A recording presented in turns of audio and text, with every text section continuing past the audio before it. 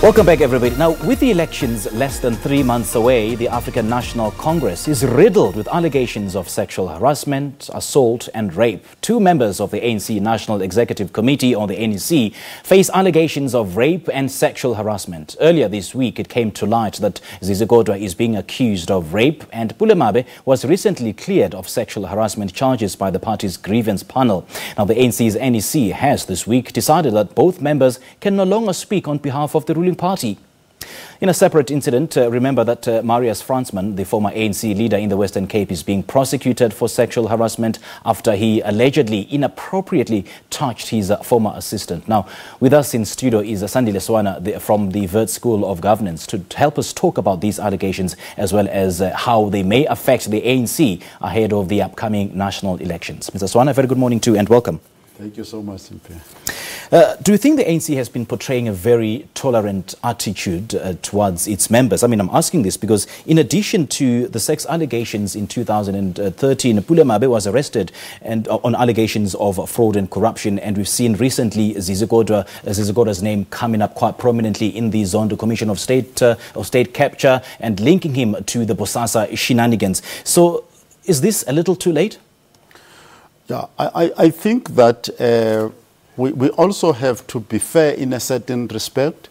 But if you say that they've been lenient towards offenders, yes, because maybe these young men would not be where they are had the ANC taken stringent actions many years ago.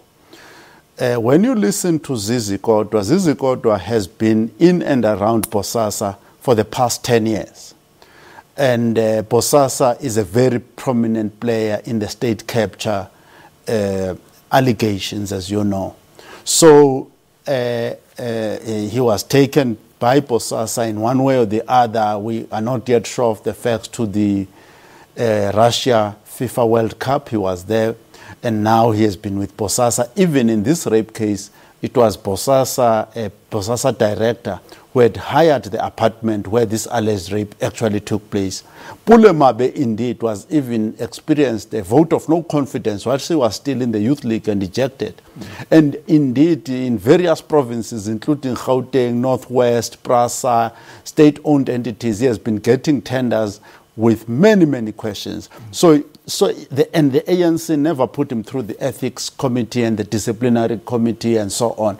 So indeed, there has been some laxity and leniency around these people. And I guess that is the problem, that we haven't been seeing very meaningful action being taken against perpetrators of any sort of offences. And a poll conducted recently by the party's research unit is of the view that President Cyril Ramaphosa is actually far more popular than the party itself. So how do you think the party will fare in the elections? How do you think these allegations will affect the party? These specific allegations and the way that they've dealt with them, I don't think that at this stage they pose a great risk, but the ANC, it's more about the behavior of the ANC. I think the ANC, in removing these two people as their face and spokesperson, because every time the ANC is going to speak, it would either be Pule Mabe or Zizi Kodwa and so on. I think they've realized that in this urgent 10 weeks period building up to the 2019 election, they need a face that would be compatible with the popularity that Ramaphosa is enjoying. Ramaphosa is being portrayed by the ANC as a Mr. Clean and Mr. Cleanup.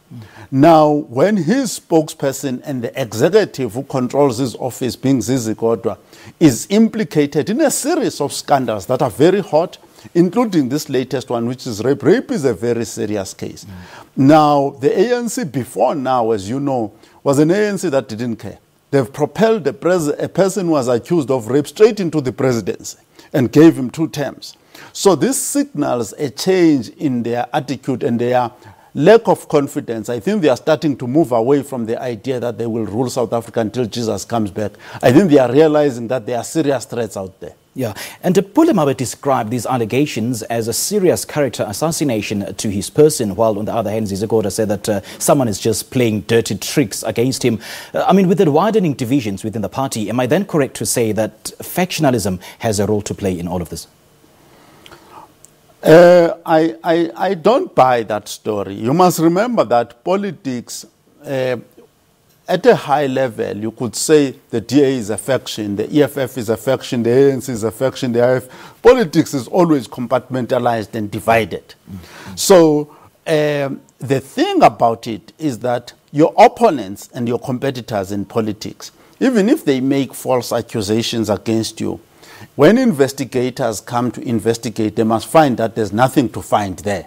Yeah. Now, Zizi Kodwa is saying, I read Zizi Kodwa's letter that he published about the allegations against him. It is a denial, but not a refutation. In other words, he is simply boldly saying, I had nothing to do with this. But the actual allegation, was he at the Michelangelo Hotel on that evening? Day, Yeah. How close was he to the woman at the time that she claims to be raped? What were his whereabouts and what were his movements and what was the nature of his activities? And the line-by-line denial and refutation of each allegation. Similarly, Pule Mabe, when you look at the report that started to come out of the hearing, he apparently made 3 attempts to introduce himself to the bed of this woman one way or the other, or touching her inappropriately, at least 3 attempts. Now, we haven't received an answer. What is it that he was trying to do there? So you need to go into the detail before you tell us about the enemies, what your enemies are doing, what your opponents are doing. What were you doing, you, Mr. Mabe? Let's focus on how the announcement of these rape allegations was made. Well, the DSG, Zizi Kodwa, made that announcement with regards to the allegations against Zizi Kodwa. And we know that historically, Zizi Kodwa has never been linked to the Cyril Ramaphosa camp, while on the other hand, Zizi Kodwa has been linked to such a camp. You must remember, I think that I won't read too much. And the way that it is right now is that I looked at that. But if you look at it, Zizi Kodwa did announce himself that he's a supporter of Cyril Ramaphosa. Mm-hmm. At the same time, we know Pule Mabe to be a long-term supporter of Jacob Zuma. And both of them are now have been given the opportunity to take leave. So I wouldn't rush in the direction of trying to talk about factions and non-factions and what have you. In fact, when Duarte made her announcement, it was in favor of Zizi Kodwa. If you remember, at the time, Zizi Kodwa was safe. Because they simply told, Duarte said, we've told this young lady to go to the police station, to go and report this at the police station. We as the ANC are not going to get involved in this matter because it was a private affair far away from the ANC affairs. That's what Duarte said. So Duarte made a public statement that in many ways was protecting Zizi Kodwa. All right, now, the ANC recently said that it will promulgate or start a sexual harassment policy in the workplace involving how the political principals within the party should relate and interact with each other. Do you think that's a little too late? I mean, why actually during office hours? Because that's what the proposed policy will articulate during working hours. I mean, we know that ANC is all over the place and their work is not actually confined during working hours.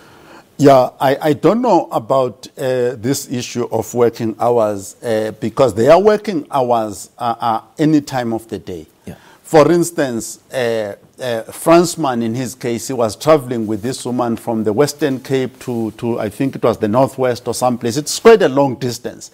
So you could be traveling even into the night and so on and so forth. So when they go to do these rallies all over the show on weekends, on Sundays, and this and the other. So working hours cannot be 8 to 5 in this case.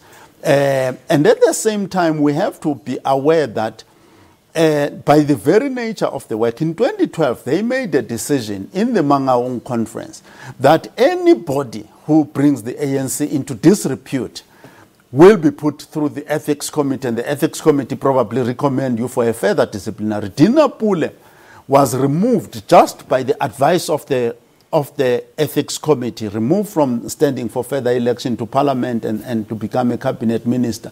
Just on the advice of the ethics committee without a disciplinary because of a shenanigans with the Ben 10s and other things of the kind. So it's not just the sexual harassment itself, it's also the ethical environment What are the ethical boundaries of how people should behave who are in the ANC itself? It's not just a staff issue, it's a membership issue, it's how you project yourself as a member of the ANC. All those issues need to come into all of this. And having said that, then, do you think that such suspensions will be very effective towards cleaning up the party? It's a start. Bear in mind that you are aware of this. We are hearing a new scandal every day. When you thought you've had enough, more comes up.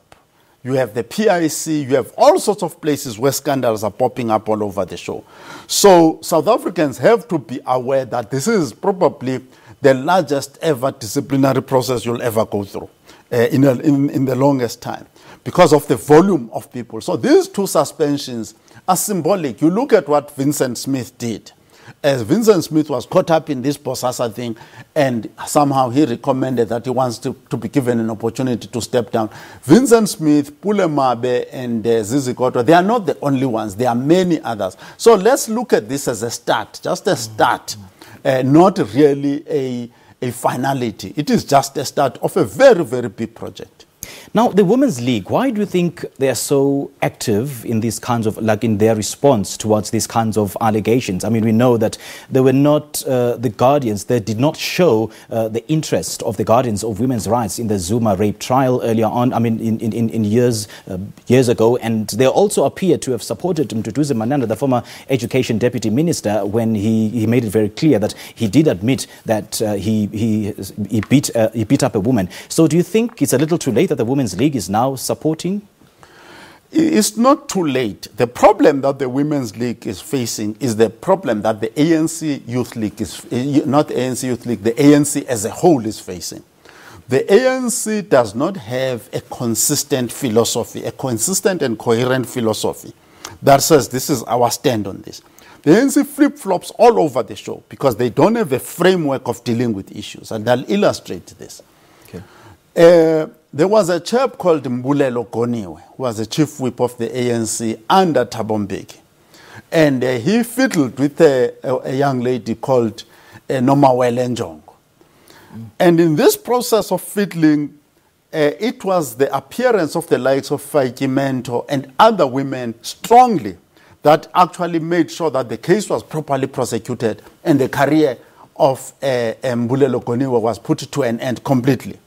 But after that, the Zuma trial followed that, actually, because Mbulelo Goniwe was in the Mbeki era, yes. And then the Zuma thing came up. Then all of a sudden, the Women's League and others were saying this thing is a conspiracy, this, that, and the other. And after that, you've seen a lot of inconsistencies. We are now hoping that they've realized their own inconsistencies, and that when a woman is making a complaint about rape and sexual harassment, in this country, it is difficult for a woman to make that stand, and they need support. It is better, and they've said it themselves, to support the woman until the matter reaches finality. So because women have a difficulty to put their case for so many reasons of power, and men are powerful, and organizations want to cover up things, and women struggle. Therefore, the Women's League of the ANC and other similar organizations have to develop a consistent and coherent philosophy on this issue of fighting patriarchy and abuse and exploitation of women. Mr. Swana, our viewers are speaking about this issue. Let's now take a look at some social media responses. Matsiza says, yes, they will. Sex allegations will make other women perceive the ANC as a party that doesn't do right about women's rights, not protecting them in this issue. This will make some women to think twice about voting for the ANC. This is a tweet from Matsiza. And Dandazo says, too much. Even me, I cannot vote for that party if I still like my country and the ladies of our beautiful South Africa. That's actually in response to our question of the day, which we've asked earlier on, if these sex allegations will affect the party in any way in the polls. Now, Ephraim Chwene says, good morning. According to my point of view, the allegations won't affect the 2019 vote since the ANC is a big party.